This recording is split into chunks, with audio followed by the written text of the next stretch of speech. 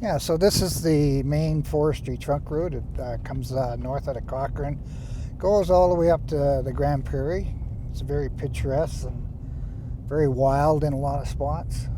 It's along these openings that we're coming up to that every once in a while you'll see the odd herd of wild horses, and you never know what else you'll find. We've seen grizzly bears on this road and wolves and that. So but it's the main connector forestry road. When we're out here, we just take our time, drive along the roads nice and slow, because you just never know where you're going to see the horses or what you're going to see as you go along. So if you're driving too fast, you're not going to see nothing. Just further up here, there's a really beautiful herd of horses that we saw the last time we were out here, eating the green grass right alongside the road. Didn't care about us at all, did they? Right here. Whole herd. Oh, look at there. 1, 2, 3, 4, 5, 6, 7, 8, 9, 10, 11, 12, 13, 14, 15 horses. Very nice herd. I saw my first wild horse back in these hills in 1972, and I was just amazed at this stallion, the way he snorted and blew at me. And I was a horse person anyways, and that just captured my heart. In the 1990s, the wild horse population began to flourish, and in some unfortunate cases, people decided to take matters into their own hands. Horses at that time were being shot and just left by indiscriminate hunters or other people. A group of us decided that something had to be done in order to give the horses a voice. So after a spat of shootings and horses being mutilated, 6 of us sat down in my living room. We decided that yes, the horses needed a voice and we had to do something to protect them. In 2001, the Wild Horses of Alberta Society was founded. Since then, Bob has been an active member of the volunteer organization, acting as their president. Main reasons that woes began was these horses being shot. It all came to a head in 2009 when I received a call of some horses being shot by the Red River Ranger Station, and there was a yearling shot, a beautiful stallion dead, and then a mare that was just ready to give birth. This was in April of that year. Since then, more rigid controls have been put in place for managing the horse population. One method is to issue capture permits, where horses are caught and sold. But this solution becomes controversial when large numbers are removed in a short period of time. In 2012-13, they rounded up over 220 horses. Of that, WOS managed to step in, and we took in 9 of the younger horses because we didn't have our facility that we have now. Almost all those other horses went for slaughter, and there's no need for that. One of WO's primary roles is to take in and rehabilitate feral horses with hopes of people adopting them. A critical part of this process is finding people to adopt the horses. Just making sure that the knowledge about the wild horses is out there, and that when it's presented accurately and honestly, and that the horses are portrayed without prejudices. For Bob, the key to helping out the horses is education, learning as much about them as possible and teaching others. Well, feral's the term the government uses, as they consider them invasive, that they're just released horses or they're escaped horses, all that. We believe that they're wild or free-roaming horses. Since the word feral has some negative connotations, Bob feels the first step towards helping the horses is to change their name. That's one of our main objectives that we're trying to do, and that I work toward, is trying to have the status of these horses changed in the eyes of the government who controls the say on the horses, that they're either reintroduce wildlife or a free roaming horse, or even to change the definition to the Alberta mountain horse. Going forward, more research and support is needed to find and maintain a feasible method of population control.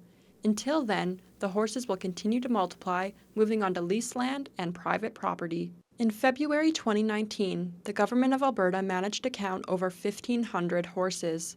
Their population has been growing by almost 20% per year. This increase is similar to the population growth in Australia and the United States. Greg Hoare is a fourth-generation cattle rancher from Innisfail, who, like most ranchers, moves his cattle throughout the year. Greg moves between his land and crown land that he has grazing rights to use in summer months. Horses, they're harder on the grass than what cows are. Like a horse, they'll eat it right down to the dirt, where a cow, they'll just eat it and then walk away and go somewhere else, where a horse, they'll stay there and eat every kind of last blade of grass. This is an issue that both ranchers and the government are concerned about. To protect the ecosystem, and particularly the grass used for grazing, certain rules are put in place. The government gives you standards of how many cattle you can run out there. Like we're running 80 pair on 7,000 acres of crown land. While that number may seem small for thousands of acres, it is done to ensure there's no overgrazing. This benefits the environment, but also the cattle and wild animals that rely on the grass for food. We try to leave a lot of grass there and do our due diligence and environmental. Like, we don't want to graze it all down, because if we graze it with cattle all down, we're not going to have grass there for the next year, the next year, the next year. We manage that, and I guess there isn't really anybody managing the horses. They just kind of go wherever they want to go, and they eat whatever they want to eat. The Alberta Wilderness Association works to preserve the biodiversity within the province, and in doing so protects the animals and their homes. Vivian Ferris is a conservationist on behalf of the organization. She believes these horses are feral. But horses are an integral part of my life and have been for a long time. AWA does not say, eliminate the wild horse. It's just, let's keep it in check, and then it's the horse that needs to go, not our wildlife. This stance is to better protect the native animals that live in the same small area as these horses. Competition has increased with the growth of wildlife that are using the same amount of resources. Bad thing about the horses is that they have a fairly small home range, and that they live on that range year-round, and therefore they're taking those grasslands through the winter, cleaning them out, and then they're there first thing in the spring, and they're not getting a chance, in some cases, to recover properly. They're just being grazed too heavily throughout the whole year. In the foothills, grasslands aren't the only thing diminishing. The decline of natural predators hint that something larger is at play. Populations of feral horses in the past, maybe not in the Sundre area, but further north, further to the south, seem to be held in check quite well by natural predators. There's a shift in, like, the wild ungulates, the moose, the elk are shifting, it seems, out of the mountains to the east a lot more. It puts them in more conflict with the ranching community, but along with them go the predators. It used to be that the young, very few of them would have survived. The colts would have been taken through the winter by the predators. Yep. But now we're seeing yearlings, 2-year-olds in good numbers out there. Administering contraceptive darting to the mares is a solution that has been widely adopted as a method of control in the United States. However, WOs may not have the resources necessary to be successful. They're carefully photographing each horse, so they can recognize it and get the right ones to dart the next year. To round those things up, to get close to them, it's a real effort of dedication. Whether they're able to sustain this, I don't know. It really should be something the government's taking on, not a volunteer group. While it can be agreed that more government action is needed, it is not clear what action should be taken. This is due to the lack of concrete information regarding the horses and what is affecting the environment. Things like climate change playing a big role, things like curtailing fire plays a big role, things like maybe cattle being grazed on that landscape for 200 years now, or approaching 200 years. While the need for government action can be agreed upon, it is not agreed that the feral horses are an issue. In fact, many people seem to find joy in having the horses around.